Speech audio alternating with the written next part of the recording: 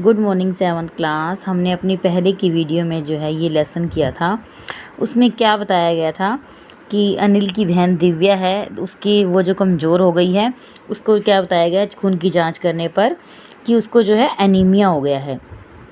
तो डॉक्टर बताते हैं, तो अनिल उसके लिए बड़ा जिज्ञासु होता है, तो वो उसे बताते हैं, ये देखो किस तरह से हमने बताई थी कि इसके अंदर इतने इतने लाखों कण पाए जाते हैं एक रक्त की बूंद के अंदर, और इनका आकार कैसा होता है जैसे बालूशाही होती है, ठीक है। इनके कारण ही रक्त का रंग जो है लाल होता है। तो वो उन्हें समझाती है कि किस तरीके से जो है हमें पौष्टिक भोजन लेना चाहिए। पौष्टिक भोजन लेने से क्या होता है, हम अगर हम पौष्टिक भोजन लेते हैं तो हम जो है एनीमिया से बच सकते हैं। हमें कार्बोहाइड्रेट, प्रोटीन, वसा संतुलित भोजन लेना चाहिए, पौष्टिक भोजन, ठीक है। अगर हम ये लेते हैं तो हमारा जो है खून जो है बनता रहता है, उसमें जो कण हैं वो बनते रहते हैं, ठीक है। तो हम यहाँ पे अपना यहाँ थे हम, तब तो कुछ महीनों में ही ये ख़त्म हो जाते होंगे। तो कणों की बात कर रहे हैं, कण जो है बनते रहते हैं और नष्ट हो जाते हैं। तो वो कहते हैं, अनिल ने कहा, यह सुनकर डॉक्टर दीदी मुस्कुरा उठी, बोली, नहीं ऐसा नहीं होता, शरीर में हर समय नए कण बनते रहते हैं जो नष्ट कणों का स्थान ले लेते हैं।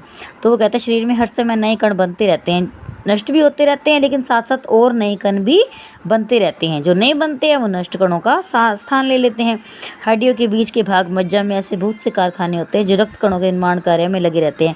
हड्डियों के बीच जो मज्जा होती है उसमें ऐसे कारखाने होते हैं जो रक्त कणों के निर्माण कार्य में लगे रहते हैं। इनके लिए इन कारखानों को प्रोटीन, लौह तत्व और विटामिन रूपी कच्चे माल की जरूरत होती है। तो इसके लिए क्या है, कारखानों को प्रोटीन, लौह तत्व और विटामिन रूपी कच्चे माल की जरूरत होती है। यह पौष्टिक आहार लेते हो, हरी सब्जियां, फल, दूध, अंडा और गोश्त ये तत्व उपयुक्त मात्रा में होते हैं। तो उसे कहते हैं पौष्टिक आहार लेना चाहिए। दूध, सब्जियां, दूध, हरी सब्जियां, फल, दूध, अंडा और गोश्त ये सभी क्या लेना चाहिए। यदि कोई व्यक्ति उचित आहार ग्रहण नहीं करता तो इन कारखानों को आवश्यकता अनुसार कच्चा माल नहीं मिलता। तो वो कहता है कि अगर कोई भी व्यक्ति ऐसा उचित आहार ग्रहण नहीं करता तो जो हमारा जो ये कारखाना है, कारखाने के अंदर उचित जो है आवश्यकता अनुसार कच्चा माल नहीं मिल पाता। नतीजा यह होता है कि रक्त कण नहीं बन पाते, रक्त में इनकी कमी हो जाती है। लाल रक्त कणों की कमी को ही इस कमी को एनीमिया कहते हैं। तो वो बताती हैं कि हमें उचित भोजन लेना चाहिए, जैसे कि हरी सब्जियाँ, फल, दूध, अंडा, मतलब कार्बोहाइड्रेट, प्रोटीन, वसा, हर जो हमारे भोजन के अंदर सब पोषक तत्व जो है होने चाहिए। लाल कणों की इस कमी को क्या कहते हैं, एनीमिया। तो क्या संतुलित आहार लेने मात्र से हम एनीमिया से बचे रह सकते हैं, अनिल ने सवाल दी। दीदी बोला, हाँ यह कहना काफ़ी हद तक सही है। वो दीदी बोली कि हाँ ये कहना भाई काफ़ी हद तक सही है, अगर हम जो संतुलित आहार लेते हैं तो काफ़ी हद तक, मतलब बहुत हद तक जो है बचे रह सकते हैं। या तो एनीमिया बहुत से कारणों से होता है, किंतु हमारे देश में इसका सबसे बड़ा कारण पौष्टिक आहार की कमी है। हमारे देश में क्या है इसका कारण, पौष्टिक आहार, कि लोग पौष्टिक आहार नहीं लेते।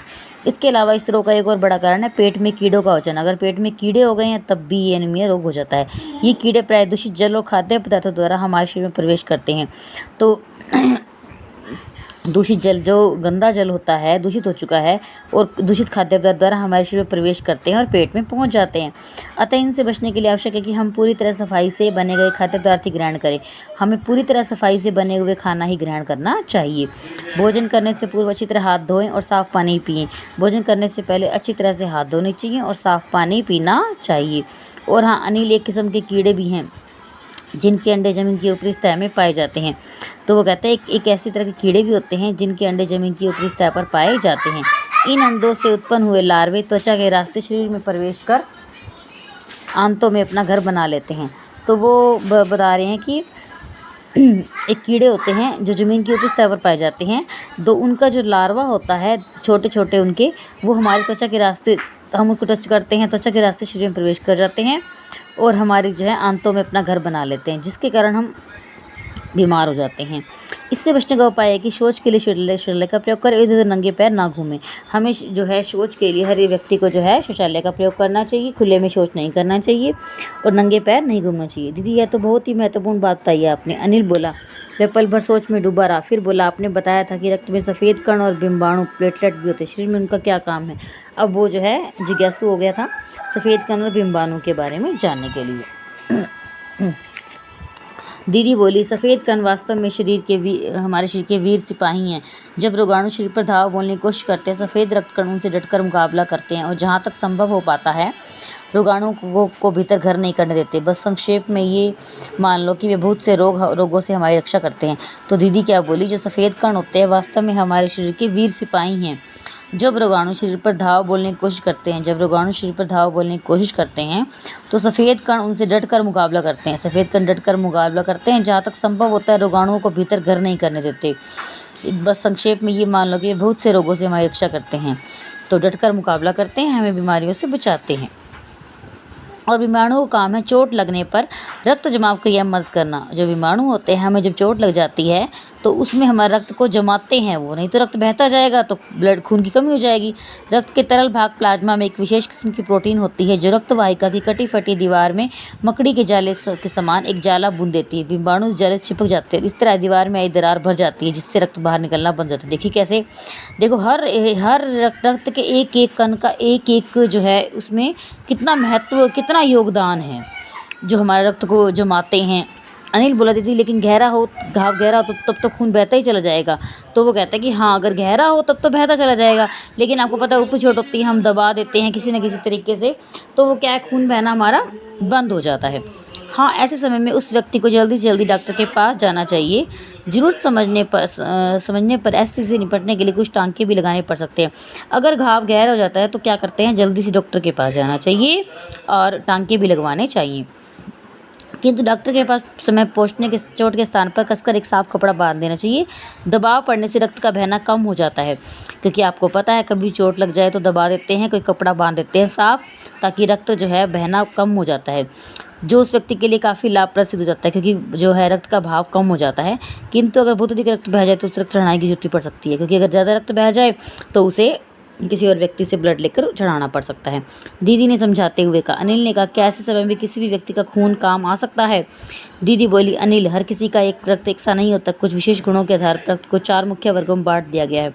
जरूरतमंद व्यक्ति के रक्त समूह की जाँच करने के बाद उसे उसी रक्त समूह का चढ़ाया जाता है।